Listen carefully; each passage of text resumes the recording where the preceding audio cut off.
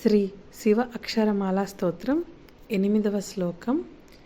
ఢంబ వినాశన డిండిమభూషణ అంబరవాస విదేక శివ ఢం ఢం ఢమరుక ధరణీ నిశ్చల ఢుండి వినాయక సేవ్య శివ నానామణిగణ భూషణ నిర్గుణ నతజన పూత సనాథ శివ తత్వమస్యాది వ్యాఖ్యార్థ స్వరూప నిత్యస్వరూప నిజేశ శివ సాంబ సదా శివ సాంబ సదా శివ సాంబ సదా శివ సాంబ శివ సాంబ సదా శివ సాంబ సదా శివ సాంబ సదా శివ సాంబ శివ.